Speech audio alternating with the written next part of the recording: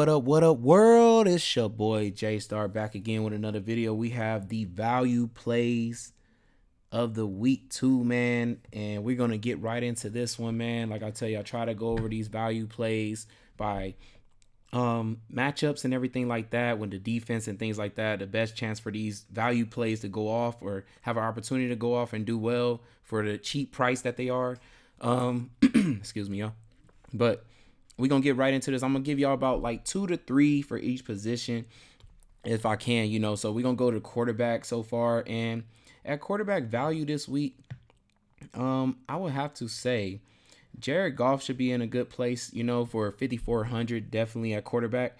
Playing the Washington defense, and I believe Washington. Well, they played at a pretty slow pace, but I thought Detroit played at a very fast pace. So 13th in pace. So definitely feel like Goff could be a good play just because I believe the opportunities he should have in this game to score can get you about 20 fantasy points, and that's all you really need at 5,400. But he actually has the weapons to actually throw for at least 3 touchdowns, which can really get you over 20 fantasy points. So for this value at 5,400, I definitely like him a lot.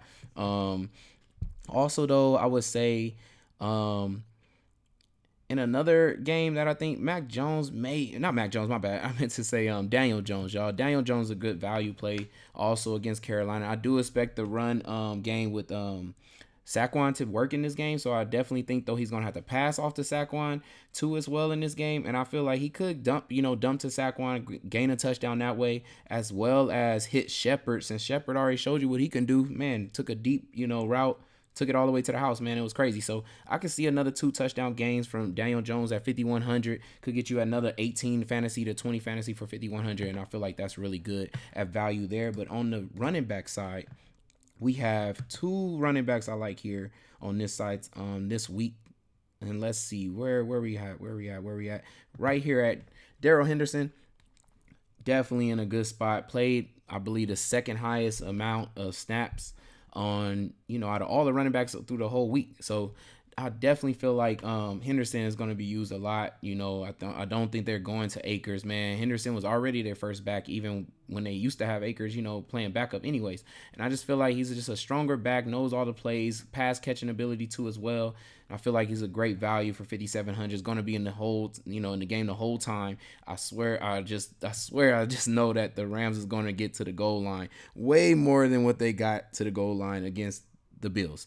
So definitely multiple opportunities to score with Henderson in the pass and even in the run. So definitely I like him at value at 5,700. And then below him, we have where is he at? 5,100. Jeff Wilson Jr., man. I mean, it's the only running back really there now. So, with Elijah Mitchell getting hurt, you gotta definitely say Jeff Wilson, my bad, y'all. Is gonna have mad opportunities. I mean, the only thing is I will have to say Debo is going to definitely share some of the backfield with him for sure. But I expect maybe Debo gets about 8 to 10 touches, against the run and stuff like that against Seattle. But I mean, going against Seattle's defense, Jeff Wilson is in a good spot to be able to run on them. I mean, San Francisco, one thing they do super well is set up great run plays. Their run strategy game is crazy. So I expect Wilson to be able to get in the end zone in this game and could get about 15 to 20 fantasy points, depending on long as Debo doesn't take all the rushing attempts when it gets to the end of the red zone goal line and stuff like that. But I can see Wilson definitely getting in there at least one time in this game and getting you to about 20 fantasy or 15 fantasy points. So great value there for 5,100. And then on the receiver end, I have let me see. So at the first one, I would say, like I kind of already mentioned him, Shepard. I like Shepard, at 4,900.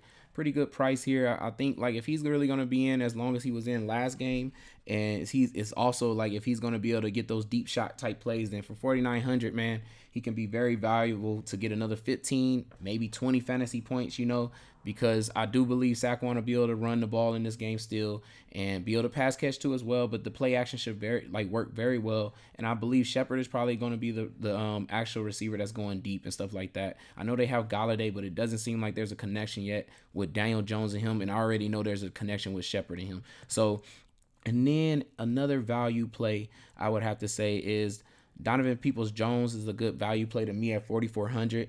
I saw the amount of targets he had was about 11 in that game. the recent game that he just played, and I feel like if he's going to get another 11 or even 8 targets in a game, and it's all his targets are usually deep, deep down the field shots. So I definitely feel like against the Jets, very valuable here, very valuable, but also very great value play, man. Like for a good at least 15 points fantasy to even more if he scores a touchdown, really. So definitely for 4,400, I love him. And then also I would have to say, um, let me see. I want to say also, I got two people here. So Zacchaeus could have a good game too. At 4,200 going against the Rams, they're gonna have to get into the slot and hit their slot receiver because of the type of defense that the Rams are playing here. So Zacchaeus, I saw too that he got pass interfered on a play that he usually always gets when he goes off for big fantasy plays, but he went up the route and then took a post route into the end zone, but the defender had grabbed him for a PI. So it would have been a touchdown, man, like easily for Zacchaeus. And I mean, I feel like they're going to try it again in this game, and he might hit it and not get a pass interference because he probably won't be stuck by a pretty good cornerback, and maybe not Jalen Ramsey and stuff like that. And I could just see him getting down the field. He's one of the fastest receivers out there on the field. So for 4,200, I definitely think he can hit. And also, I want to say Jahan Dotson is definitely another great value at 4,200 in a Detroit, Lions matchup, man. Come on, they play so fast. Should be multiple opportunities for Washington to score. So I definitely think Jahan Dotson at 4,200 is a great value. At tight end, though, gotta scroll up a little bit here. I got David Njoku. Definitely at 3,700 here, man. Playing a good matchup against the Jets. Should be able to score a touchdown if he could just get some more targets. I think, where was he at on targets last game? I think he was one target. Yeah, if his targets goes up, needs to go up at least about 5 or 4, man. And I could see him hitting on that, especially with a touchdown against the Jets, man. And then also I would say, oh yeah, I mean, I had a lot of people ask me about Hunter Henry last weekend.